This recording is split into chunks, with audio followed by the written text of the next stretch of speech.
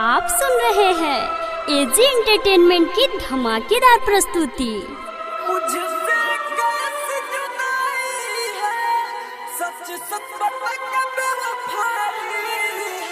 मुझसे कैसी जुदाई है, सच सच बता क्या बेवफाई है। मुझसे कैसी जुदाई है, सच सच बता क्या बेवफाई है।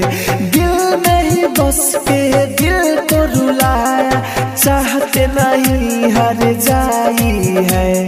दिल नहीं बस के दिल को रुलाया, चाहते नहीं हार जाई है।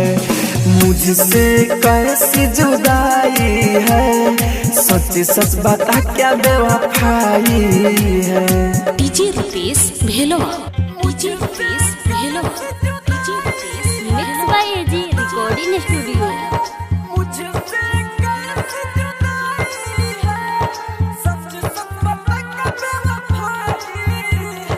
पहले नायक के पल मेरे दिन रहती, दुख दर्द सब मुझसे ही कहती।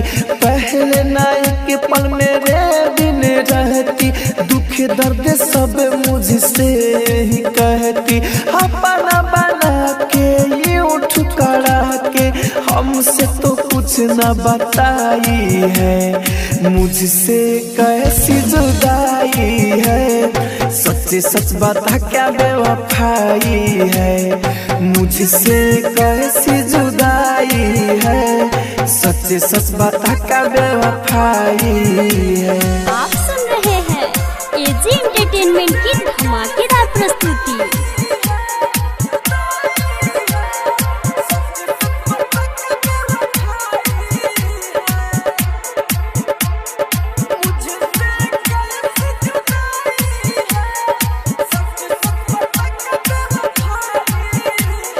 DJ Rupesh Bhelwa, DJ Rupesh Bhelwa, DJ Rupesh Bhelwa.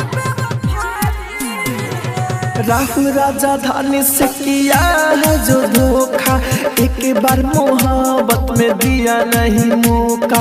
Rahul राजा धानी से किया है जो धोखा, एक बार मोहब्बत में दिया नहीं मौका। अमित आशिक से बात करो ठीक से, हर दम तूने रुलाई है।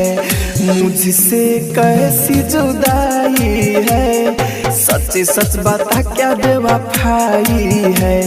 मुझसे कैसी जुदाई है, सच सच बता क्या बेवफाई है। एजी रिकॉर्डिंग स्टूडियो रोशनपुर सपहा।